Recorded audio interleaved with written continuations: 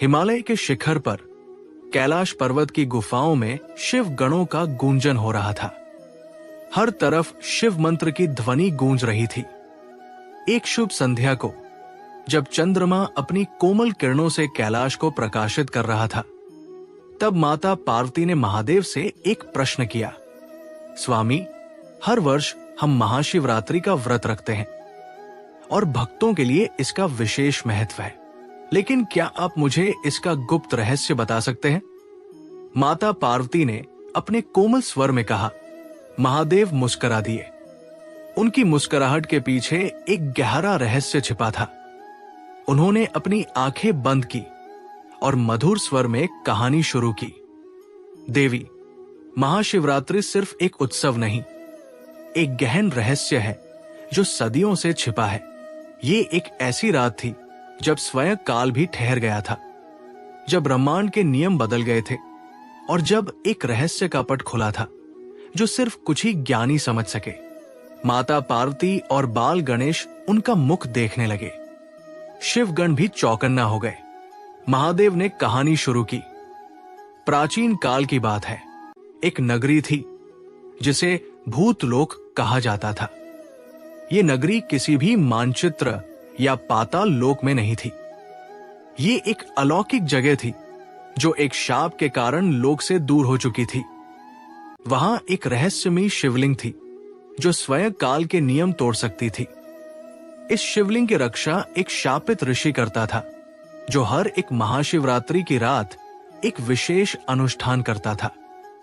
लेकिन एक दिन एक तपस्वी ने इस रहस्य को तोड़ने का संकल्प ले लिया। महादेव की आवाज गहरी होती गई। माता पार्वती और गणेश जी और अधिक उत्सुक हो गए। शिवगण भी एकाग्रता से सुन रहे थे। लेकिन महादेव ने यहां रुककर एक गहरी सांस ली और बोले, इस कथा में इतना रहस्य है कि इसे पूरा सुनने का साहस सिर्फ एक ज्ञानी ही कर सकता है। तुम सचमुच सुनना चाहती हो, देवी? महादेव ने एक मुस्कान के साथ कहा।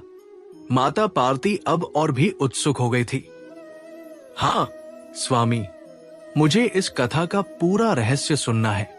महादेव ने तभी अपनी त्रिनेत्र को बंद किया और एक और गहन शब्द निकाला। तो सुनो।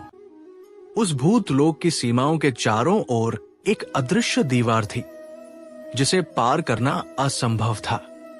किंतु वो तपस्वी, जिसे त्रिलोचन के नाम से जाना जाता था, अपने संकल्प में अडिग था। उसने वर्षों तक कठिन तप किया और अंततः उसे एक दिव्य दृष्टि प्राप्त हुई। उसने देखा कि वह दीवार केवल एक भ्रम थी और उसका अस्तित्व एक अदृश्य शक्ति पर निर्भर था। एक रात्रि जब चंद्रमा अपनी संपूर्ण आभा के साथ चमक रहा था, त्रिलोचन ने अपनी साधना पूरी कर ली। अचानक वो दीवार धीरे धीरे धुंधली होने लगी और एक द्वार प्रकट हुआ। वो द्वार रहस्यमय प्रतीकों से सुसज्जित था और उन पर शिव के विभिन्न स्वरूपों की आकृतियां उकेरी गई थी। त्रिलोचन ने साहसपूर्वक उस द्वार में प्रवेश किया। भीतर अंधकार था, परंतु जैसे ही उसने पहला कदम रखा, उसकी दृष्टि के सामने अद्भुत दृश्य प्रकट हुआ। वहां एक विशाल शिवलिंग था जो नीले प्रकाश से प्रकाशित था। वो कोई साधारण शिवलिंग नहीं था।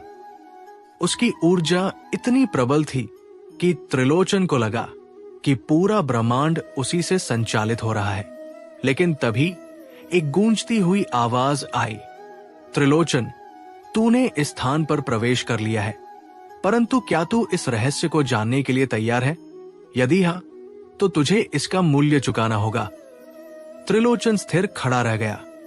उसने साहसपूर्वक उत्तर दिया, मैं सत्य को जानने के लिए किसी भी मूल्य को चुकाने को तैयार हूं। महादेव ने यहां रुककर माता पार्वती की ओर देखा और मंद मुस्कान के साथ कहा, आगे की कथा और भी अद्भुत है। देवी, क्या तुम इसे सुनना चाहोगी? माता पार्वती ने सहमति में सिर हिलाया। महादेव ने आगे कहना शुरू किया। त्रिलोचन ने जैसे ही अपनी स्वीकृति दी, चारों दिशाओं में एक दिव्य प्रकाश फैला और शिवलिंग से एक ऊर्जा प्रवाहित हुई। तभी एक रहस्यमय आकृति वहां प्रकट हुई। वो कोई साधारण आत्मा नहीं थी, बल्कि कालचक्र का रक्षक था। वो तपस्वी से बोला, तुमने इस स्थान पर आकर एक महान उत्तरदायित्व अपने ऊपर ले लिया है। अब तुम केवल दर्शक नहीं रह सकते, बल्कि इस शिवलिंग की रक्षा का दायित्व तुम्हें सौंपा जाएगा। त्रिलोचन चौंक उठा। उसने सोचा था कि वो केवल इस रहस्य को जानेगा, लेकिन अब उसे स्वयं इस रहस्य का एक हिस्सा बनने के लिए कहा जा रहा था। उसने विनम्रता पूर्वक कहा, मैं इसके लिए तैयार हूं, लेकिन मुझे बताइए कि इस दायित्व का अर्थ क्या है। कालचक्र के रक्षक ने उत्तर दिया, ये शिवलिंग केवल एक पूजनीय प्रतीक नहीं है, ये स्वयं समय और अस्तित्व की धुरी है। इसे सुरक्षित रखना ब्रह्मांड की स्थिरता के लिए आवश्यक है। यदि ये शिवलिंग किसी अपात्र के हाथ लग गया तो सृष्टि का संतुलन बिगड़ सकता है। इसलिए तुम्हें इसकी रक्षा के लिए यहां रहना होगा और इसकी सुरक्षा सुनिश्चित करनी होगी। त्रिलोचन ने गहरी सांस ली और अंततः उस शिवलिंग का रक्षक बनना स्वीकार कर लिया। तभी आकाश से एक दिव्य आवाज आई, त्रिलोचन, आज से तुम काल और समय के संरक्षक हो। तुम्हारा नाम अमर रहेगा और जब भी कोई सच्चे हृदय से महाशिवरात्रि का व्रत करेगा, तुम्हारी कथा उसकी आत्मा को शुद्ध करेगी।